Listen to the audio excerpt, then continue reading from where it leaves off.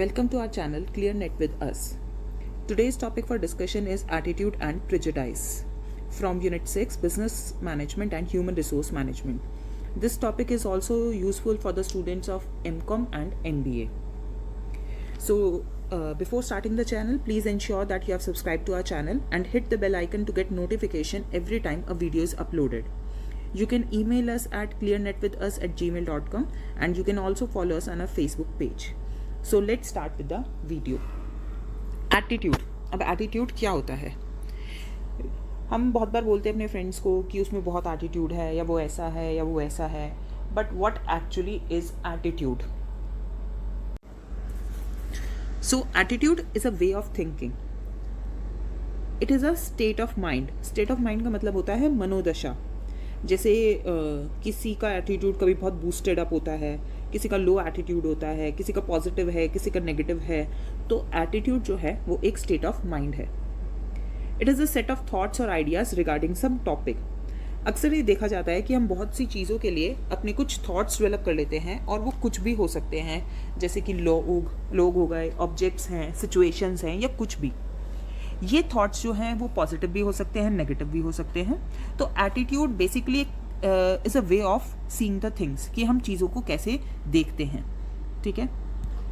Then attitude is a stable predisposition. Stable predisposition का मतलब होता है कि हम एक पर्टिकुलर एटीट्यूड को है ना होल्ड करके रख लेते हैं. मतलब क्या है, एटीट्यूड जो है ना वो कोई मूड नहीं है कि कभी अच्छा है और थोड़ी देर बाद मूड खराब हो गया या बदल भी सकता है. ठीक है. ये स्टेबल रहता है. एटीट्यूड में चेंजेस आते हैं लेकिन वो बहुत टाइम लेते हैं चेंज आने में, और कोई सिचुएशन होती है जिसकी वजह से एटीट्यूड में चेंजेस आते हैं. ऐसे ही एटीट्यूड में चेंजेस नहीं आते हैं. तो एटीट्यूड क्या है? It is a stable pre disposition. So seeing the meaning of attitude. Attitude is a learned pre disposition. Attitude को हमने कहा है लर्नड. लर्नड किस लिए कहा है?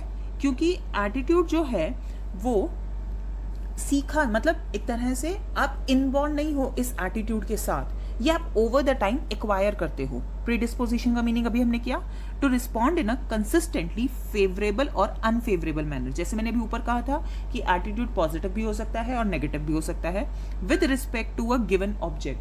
तो एक तो एटीट्यूड में ये ज़रूरी नहीं है कि ये सिर्फ लोगों के लिए होता है, ये सिचुएशंस के लिए भी हो सकता है, ये ऑब्जेक्ट्स के लिए भी हो सकता है, किसी भी चीज़ के लिए हो सकता है हमारा एटीट्यूड. सो एटीट्यूड बेसिकली लर्नड है. ठीक है. ये एटीट्यूड का मतलब हमारी फीलिंग्स, हमारी बिलीफ से है. एटीट्यूड जो है वो लंबे टाइम तक चलता है जब तक कि कुछ हो ना जाए. ठीक है. एटीट्यूड कैसे भी हो सकता है, पॉजिटिव, नेगेटिव, कुछ भी हो सकता है. ठीक है. और हर किसी में जनरली एटीट्यूड होता ही है, इर्रिस्पेक्टिव ऑफ देयर स्टेटस. ठीक है. Irrespective of their intelligence, attitude होता ही है. So this is the meaning of attitude.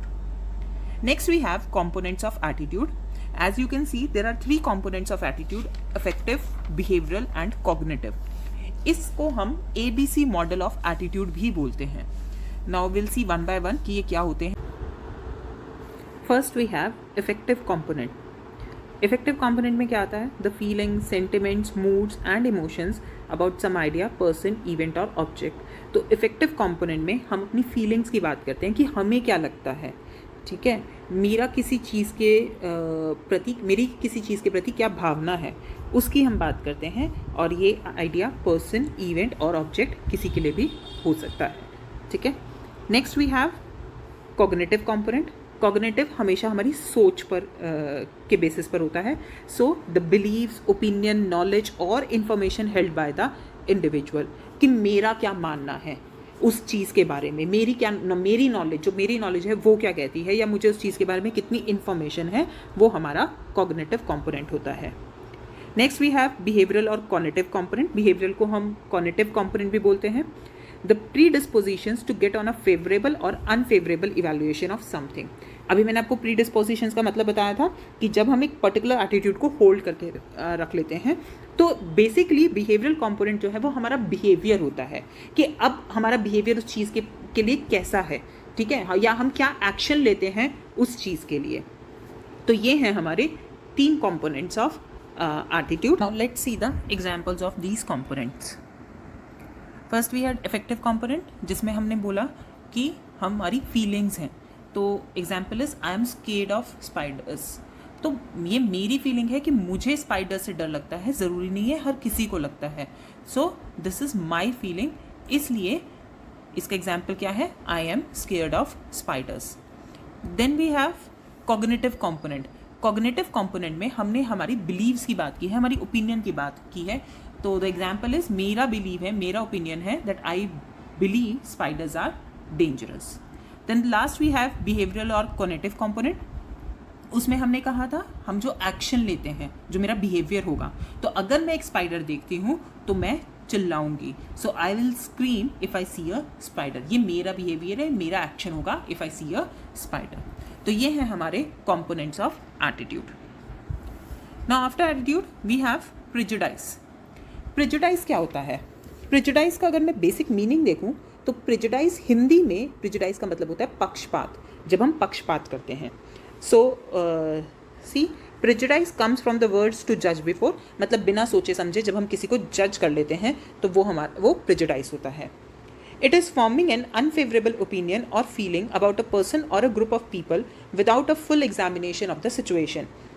मतलब जब हम किसी के बारे में एक अनफेवरेबल ओपिनियन बना लेते हैं, किसी भी पर्सन के बारे में या ग्रुप ऑफ पीपल के बारे में, बिना सिचुएशन को एग्जामिन किए हुए, जांचे परखे, बिना एविडेंस को कंसिडर किए हुए, जब हम किसी के बारे में एक अनफेवरेबल, एक नेगेटिव ओपिनियन बना लेते हैं, उसको हम कहते हैं प्रेजुडाइज। तो मतलब एक तरह से जब नेगेटिव एटीट्यूड आ गया ना किसी की तरफ, तो वो प्रेजुडाइज हो जाता है।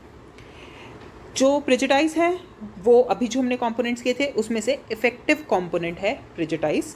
और जैसे कि मैंने एटीट्यूड में कहा था कि जिस तरह से एटीट्यूड इनबॉर्न नहीं होता है, प्रेजुडाइज भी इनबॉर्न नहीं होता है, ठीक है, ये हम कल्टिवेट करते हैं over a period of time. तो ये है प्रेजुडाइज का meaning. Then next we have types of prejudice. अभी जो हमारी टाइप्स हैं प्रेजुडाइज की, ये देखिए, ये किस किस बेसिस पर है। जैसे प्रेजुडाइज जो है वो जेंडर के बेसिस पर हो सकता है, ठीक है, जेंडर के बेसिस पर कि मतलब सेक्सिज्म बेसिकली, ठीक है, कि मेल्स और फीमेल्स के बीच में जो पक्षपात किया जाता है, जो प्रेजुडाइज किया जाता है, ठीक है।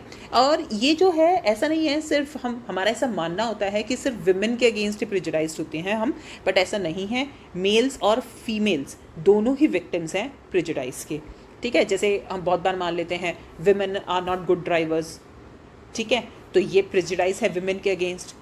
अगर कुछ भी हुआ है तो हम विमेन के अगेंस्ट तो मानते हैं इसमें आदमी की गलती होगी, तो दैट इज़ प्रेजुडाइज। इसके अलावा रेसिज्म है, ठीक है, अलग अलग रेस के लोग के बीच में जब हम पक्षपात करते हैं तो वो होता है रेसिज्म। रेसिज्म के बेसिस पे प्रेजुडाइज। अब रेसिज्म जो है ना वो बहुत बेसिस पर होता है, ऐसा कोई एक बेसिस नहीं है रेसिज्म का। जैसे रेसिज्म जो है वो स्किन कलर के बेसिस पर भी हो सकता है, फेशियल फीचर्स के बेसिस पर भी हो सकता है, मतलब बहुत सारी वजह हैं रेसिज्म होने की, ठीक है। जैसे ब्लैक कलर के बेसिस पर लोगों को जो है डिफ्रेंशिएट किया जाता है, ठीक है। जब रेसिज्म के बेसिस पर प्रेजुडाइज होता है या तो लोगों को हायर नहीं किया जाता या हटा दिया जाता है, तो वो रेसिज्म है। इसके अलावा एथनिसिटी। अब देखो रेसिज्म में ही एथनिसिटी भी आता है, मतलब रेसिज्म के कारण एथनिसिटी में भी हो सकता है। जैसे डिफरेंट कल्चर्स के लोग, डिफरेंट लैंग्वेज बोलने वाले लोग, डिफरेंट तरीके से ड्रेसअप करने वाले लोगों के पे जब रेसिज्म होता है वो एथनिसिटी के बेसिस पर होता है और वो प्रेजुडाइज है। डिसेबिलिटी के बेसिस पर जो लोग डिसेबल हैं उन पर भी प्रेजुडाइज होता है कि बहुत जगह पर उन्हें सिर्फ जॉब इसलिए नहीं दी जाती है क्योंकि वो डिसेबल्ड हैं। देन रिलीजन के बेसिस पर, अलग अलग कल्चर में अलग अलग रिलीजन जो है लोगों का, उसके बेसिस पर भी रेसिज्म है। एज की मतलब डिफरेंट एज के जो लोग हैं, ठीक है, उनके अगेंस्ट प्रेजुडाइज होता है, ठीक है, young old children. Sexuality, different लोगों की डिफरेंट सेक्सुअलिटी है, उसके बेसिस पर भी प्रेजुडाइज जो है वो होता है। तो ये है हमारी types of prejudice. Then we have causes of prejudice. अब क्या क्या कॉजेज हैं प्रेजुडाइज के? सबसे मेन जो रीज़न है वो है इग्नोरेंस, कि हमारा ध्यान ही नहीं देते हैं, हम बस जज कर लेते हैं किसी को, ठीक है, देखते ही हम जज कर लेते हैं। तो हमारी इग्नोरेंस जो है वो बहुत बड़ा रीज़न है एक प्रेजुडाइज का, और इसका कोई सॉल्यूशन नहीं है अपार्ट फ्रॉम एजुकेशन कि लेकिन फिर भी मतलब ये नहीं है कि एजुकेटेड लोग जो हैं वो प्रेजुडाइज नहीं करते हैं, उनमें प्रेजुडिज्म नहीं होता है, ठीक है, लेकिन हम फिर भी इग्नोरेंट रहते हैं, ठीक है। अब बहुत बार ऐसा भी होता है जो विक्टिम्स होते हैं ना बुलिंग के, वो बाद में खुद ही बुलीज बन जाते हैं, ठीक है, कि if a person has been a victim of prejudice तो एक बहुत बड़ा चांस है कि वो सिमिलर ओपिनियन जो है वो दूसरों के बारे में फॉर्म कर लेते हैं। कि अगर सपोज एक रिच पर्सन ने किसी पुअर पर्सन को कुछ भी कह दिया तो वो पुअर पर्सन क्या मानने लगेगा कि सारे रिच लोग ऐसे ही होते हैं। Then we have learning. अब लर्निंग किस तरह से, एटीट्यूड की तरह प्रेजुडाइज जो है उसको, जैसे मैंने आपको शुरू में कहा था, वो भी इनबॉर्न नहीं होता है, उसको भी हम लर्न करते हैं। कैसे? थ्रू एसोसिएशन, रिवॉर्ड, पनिशमेंट, दूसरों को देखकर, कल्चरल नॉर्म्स के बेसिस पर, ठीक है। बेसिकली क्या होता है, हम अपनी फैमिलीज, अपनी रेफरेंस ग्रुप, अपने पर्सनल एक्सपीरियंसेस, मीडिया हो गया, इन सब से हम प्रेजुडाइज सीखते हैं। और जब हम जो हम प्रेजुडाइज सीखते हैं ना, हमारी खुद की एक प्रेजुडाइज्ड पर्सनालिटी बनती जाती है और हमारी एडजस्टिंग कैपेसिटी लो हो जाती है, एंजाइटी होने लग जाती है, हमारी फीलिंग्स जो है वो हॉस्टाइल हो जाती है, मतलब वायलेंट हो जाती है। Okay, then we have stereotyping. अब स्टीरियोटाइपिंग जो है वो क्या होता है, देखिए, a stereotype is a generalisation about a group of people in which identical characteristics are assigned to virtually all members of the group regardless of actual variation among the members। मतलब क्या है कि हमारा अगर एक बैड एक्सपीरियंस हुआ है एक पर्सन के साथ तो हम सोचने लगते हैं कि सभी पर्सन्स जो हैं वो वैसे ही हैं। मतलब एक ग्रुप के पर्सन्स हैं, कुछ ग्रुप में मेंबर्स हैं, उनमें से किसी एक मेंबर के साथ अगर हमारा एक्सपीरियंस बुरा रहा है तो हम मानते हैं कि वो सभी ग्रुप के मेंबर्स वैसे ही होंगे। इसको कहते हैं स्टीरियोटाइपिंग, ठीक है। फॉर एग्जांपल, अगर किसी एक ब्लैक पर्सन ने असॉल्ट कर दिया है दूसरे पर्सन पे, तो हमारा मानना क्या होगा, सभी ब्लैक पर्सन्स जो हैं वो अग्रेसिव बिहेवियर है उनका, एग्रेसिव नेचर के हैं। तो हमने यहाँ पर स्टीरियोटाइप कर दिया है स्किन कलर के साथ, ठीक है। तो ये होता है stereotyping. So it is also a cause of prejudice. Then next we have scapegoating. Scapegoating क्या है? This is a phenomenon by which the majority group places the blame on a minority outgroup for its own social, economic और political problems. मतलब क्या है यहाँ पर? Scapegoating में basically क्या कर दिया जाता है कि हम अपनी तकलीफ़ों का जो ब्लेम है, हमारे हाथ में अगर वो नहीं है तो हम उसका ब्लेम जो है वो दूसरे लोगों पर डालने लग जाते हैं। अब यहाँ पर एक टर्म यूज़ हुई है, वो टर्म मैं समझाना चाहूँगी। सबसे पहले यहाँ पर out group, minority out group. तो दो टर्म्स होती हैं, एक होता है इन ग्रुप और एक होता है आउट ग्रुप। इन ग्रुप क्या होता है? इन ग्रुप जो है उसको बहुत बार अस करके रेफर किया जाता है। Let me right it again. In group को बहुत बार अस करके रेफर किया जाता है और आउट ग्रुप को बहुत बार देम करके रेफर किया जाता है। Now what do we mean by this? In group, जैसे मैंने कहा, अस करके रेफर किया जाता है, तो वो इन ग्रुप वाले लोग कौन हैं? जिनके साथ हम एक कॉमन आइडेंटिटी शेयर करते हैं। और आउट ग्रुप जिनको हम देम करके कह के रेफर करते हैं, वो लोग होते हैं जिनको हम मानते हैं कि वो हमसे अलग हैं, हम उनको देम कह के रेफर करते हैं, मतलब वो आउट ग्रुप हैं। जो हमारे जैसे हैं वो इन ग्रुप हैं, अस हैं। तो देखिए यहाँ पर हमने बोला है, this is a phenomena by which the majority group places the blame on a minority out group. मतलब जो हमसे माइनॉरिटी में है और हमसे अलग हैं, हम अपनी तकलीफ़ों का, अपनी प्रॉब्लम्स का जो सारा वो है रीज़न, वो उनको ठहरा देते हैं, ठीक है। It is a group based way of expressing frustration and it often results in a negative attitude or prejudice against the weaker group। कि हमारा जो फ्रस्ट्रेशन है हम सारी उन पर निकाल देते हैं। और माइनॉरिटी क्योंकि हम माइनॉरिटी आउट ग्रुप पर निकाल रहे हैं, तो माइनॉरिटी बहुत वीक है या बहुत छोटी है इन नंबर कि वो अपने आप को डिफेंड कर सके, अपने आप को डिफेंड कर सके उन एक्यूजेशंस पर जो हमने उन पर निकाली हैं। ठीक है। फॉर एग्जाम्पल 1930s में जब वर्ल्ड वॉर वन ख़त्म होने के बाद जर्मनी में जो भी प्रॉब्लम्स अराइज हुई थी, इकोनॉमिक डिफ़िकल्टीज अराइज हुई थी, नाज़ी ने ज्यूज़ को उसका रीज़न बना दिया था कि हम जो भी प्रॉब्लम फेस कर रहे हैं वो ज्यूज़ की वजह से फेस कर रहे हैं, क्योंकि ज्यूज़ जो है माइनॉरिटी में थे और इस वजह से उनको स्केपगोट बनाया गया था और उन्हें मार दिया गया था। ये क्या है? ये स्केपगोटिंग है। इसको हम कहते हैं स्केपगोटिंग, कि एक तरह से बलि का बकरा बना दिया हमने उनको, ठीक है। Next is kernel of truth concept. Kernel of truth concept जो है ये क्या है? Sometimes people may continue to hold stereotypes because they think that after all there must be some truth in what everyone says about the other group. मतलब क्या है? जब कोई किसी के बारे में कुछ बोलता है तो हम कहते हैं ऐसी हवा में बात नहीं आई है, इसमें कोई तो सच्चाई होगी ही ना, तभी ये बात आई है। तो इस बेसिस पर जो प्रेजुडाइज है वो होता है, ठीक है। और ये रिसर्च ने भी सपोर्ट किया है इस फैक्ट को कि बहुत बार ऐसी बातें होती हैं कि हम मानते हैं कि सब कुछ हवा में तो आया नहीं होगा, कहीं ना कहीं इसमें कोई सच्चाई होगी, इसीलिए ये बात हो रही है। So that is also the reason of prejudice. Next we have self fulfilling prophecy. अब सेल्फ फुलफिलिंग प्रोफेसी क्या होता है? In some cases the group that is the target of prejudice is itself responsible for continuing the prejudice. मतलब जिसको हमने target किया है ना, जिसके साथ हम पक्षपात कर रहे हैं, ठीक है, वो खुद रिस्पॉन्सिबल होते हैं कि वो पक्षपात एक तरह से कंटिन्यू रहता है। क्या मतलब है इसका? फॉर एग्जाम्पल अगर किसी ग्रुप ऑफ पीपल को हम कह रहे हैं कि डिपेंडेंट है, ये काम कोई भी खुद से नहीं करते हैं, तो वो लोग क्या मानते हैं कि ठीक है, जब हमें कह ही दिया गया है कि हम डिपेंडेंट है तो हम काम करते ही नहीं है, ठीक है, क्योंकि हमें पहले ही कह दिया गया है हम ऐसे हैं, तो हम काम करते ही नहीं है। और वो मेंबर्स जो है टारगेट ग्रुप के, वो एक्चुअली वैसा ही बिहेव करने लग जाते हैं कि जो डिस्क्रिप्शन उनको दिया गया है वो डिस्क्रिप्शन को वो सही प्रूव कर दें। तो इस तरह से वो और स्ट्रेंथन कर देते हैं उस एग्जिस्टिंग प्रेजुडाइज को, ठीक है। तो ये है हमारे causes of prejudice. Lastly strategies for handling prejudice, कि अब क्या क्या स्ट्रैटेजीज हैं हमारे पास इस प्रेजुडाइज को हैंडल करने के लिए। सबसे पहले तो एक सिंपल सी बात है कि आपको सोर्स या आप कह सकते हो कॉजेज पता होने चाहिए कि प्रेजुडाइज के कॉजेज हैं क्या, तभी हम उन स्ट्रैटेजीज यूज़ कर पाएंगे प्रेजुडाइज को हैंडल करने के लिए। जैसे फॉर एग्जांपल हमने कहा था इग्नोरेंस है, तो इग्नोरेंस को ख़त्म करना होगा, ठीक है। लर्निंग अपॉर्चुनिटीज़ प्रोवाइड करनी होंगी ताकि हम ये कम कर सकें। तो इस तरह से जस्ट जो कॉजेज़ हैं उनका अपोजिट हम करेंगे तो हम प्रेजुडाइज से डील कर पाएंगे, उसको हैंडल कर पाएंगे।